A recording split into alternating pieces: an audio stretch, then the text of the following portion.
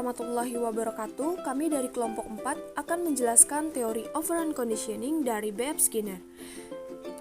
Bruce Frederick Skinner atau biasa dikenal dengan B.F. Skinner lahir pada 20 Maret 1904 di Susquehanna, Amerika Serikat. Ayahnya adalah seorang pengacara dan ibunya seorang ibu rumah tangga, dan dia dibesarkan dengan saudara laki-laki yang 2 tahun lebih muda darinya. Dia dikenal sebagai seorang anak yang hangat dan stabil. Dia melanjutkan pendidikannya untuk menerima gelar Bachelor of Arts dalam sastra Inggris pada tahun 1926 dari Hamilton College. Lalu, B.F. Skinner mengambil pasca sarjana psikologi di Universitas Harvard. Setelah menerima gelar Doctor of Philosophy dari Harvard pada tahun 1931, Skinner terus bekerja di universitas selama 5 tahun berikutnya berkat fellowship. Selama periode waktu ini, ia melanjutkan penelitiannya tentang perilaku operan dan pengkondisian operan. Pandangan B.F. Skinner tentang manusia. Yang pertama ada, manusia dibentuk oleh lingkungan. Yang kedua, melalui proses pembentukan atau shaping, maka manusia menjadi sosok tertentu dengan aspek kepribadian yang berbeda. Yang ketiga, manusia bukan makhluk pasif namun aktif mencari konsekuensi yang menyenangkan atau operant conditioning. Bruce Frederick Skinner mengembangkan teori pengkondisian operan atau operant conditioning melalui penelitian dengan menggunakan seekor tikus. Tikus yang dijadikan bahan penelitian dan percobaan itu diletakkan di dalam sebuah peti yang dinamakan Skinner Box atau kotak Skinner. Kotak Skinner ini terdiri dari 2 macam komponen utama, yaitu manipulendum dan alat pemberi reinforcement.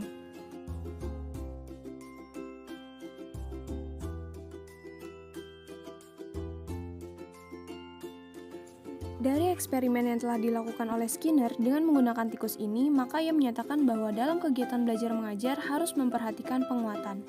Dalam hal ini, penguatan sangat berkaitan dengan stimulus dan respon.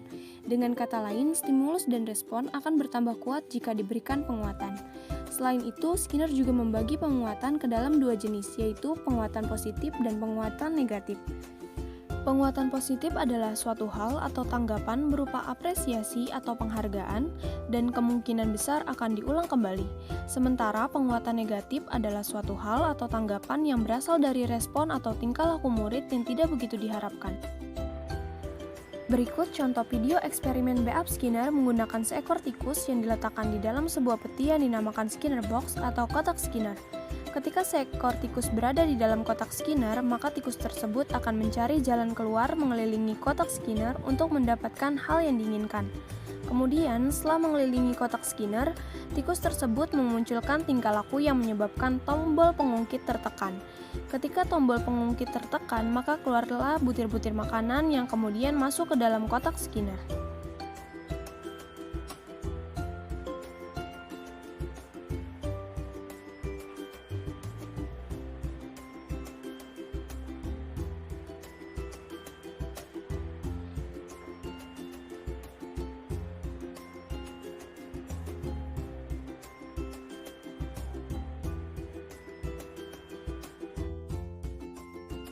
Skinner membedakan adanya 2 macam respon, yaitu responden respon atau refleksif respon, yaitu respon yang ditimbulkan oleh perangsang tertentu. Perangsang-perangsang yang demikian itu yang disebut eliciting stimuli, yaitu menimbulkan respon-respon yang secara relatif tetap, misalnya makanan yang menimbulkan keluarnya air liur. Lalu yang kedua, operant respon atau instrument respon, yaitu respon yang timbul dan berkembangnya diikuti oleh perangsang tertentu. Perangsang yang demikian itu disebut reinforcing stimuli atau reinforcement, karena perangsang-perangsang tersebut memperkuat respon yang telah dilakukan oleh organisme. Contohnya, ketika anak rajin belajar dan perbuatan anak tersebut mendapatkan sebuah penghargaan dari orang tuanya, maka anak tersebut akan semakin giat belajarnya. Beberapa kekeliruan dalam penerapan teori Skinner adalah penggunaan hukuman sebagai salah satu cara untuk mendeskripsikan anak. Menurut Skinner, hukuman yang baik adalah anak merasakan sendiri konsekuensi dari perbuatannya. Misalnya, anak perlu mengalami sendiri kesalahan dan merasakan akibat dari kesalahannya sendiri. Penggunaan hukuman verba maupun fisik seperti kata-kata kasar, ejekan, cubitan, jeweran justru akan berakibat buruk pada anak. Selain itu, kesalahan dalam reinforcement positif juga terjadi di dalam situasi pendidikan seperti penggunaan ranking juara kelas yang mengharuskan anak menguasai semua mata pelajaran. Sebaliknya, Selanjutnya, setiap anak diberi penguatan sesuai dengan kemampuan yang diperlihatkan sehingga dalam satu kelas terdapat banyak penghargaan sesuai dengan prestasi yang ditunjukkan para anak.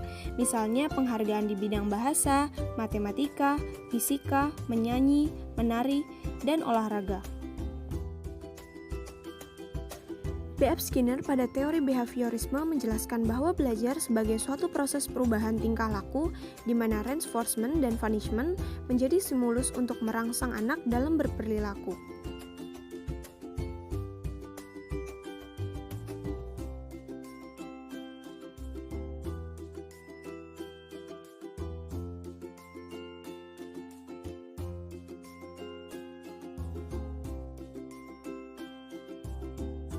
Kelebihan dari teori yang diajukan oleh Skinner adalah pendidik diarahkan untuk menghargai setiap anak didiknya.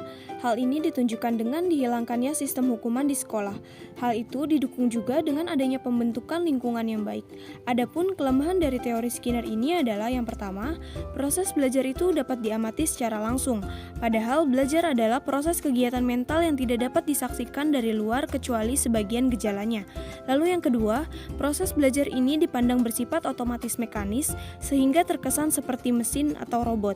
Padahal setiap anak memiliki self-regulation atau kemampuan mengatur diri sendiri dan self-control atau pengendalian diri yang bersifat kognitif. Lalu yang ketiga, proses belajar manusia dianalogikan dengan perilaku hewan itu sangat sulit diterima, mengingat amat mencoloknya perbedaan antara karakter fisik dan psikis manusia dengan karakter fisik dan psikis hewan. Jadi bisa dikatakan dalam teori Skinner ini bahwasannya hal terpenting dalam belajar adalah penguatan. Pengetahuan yang terbentuk melalui ikatan stimulus dengan respon akan semakin kuat apabila diberi penguatan, baik penguatan positif maupun negatif, di mana penguatan positif dapat meningkatkan terjadinya pengulangan tingkah laku tersebut.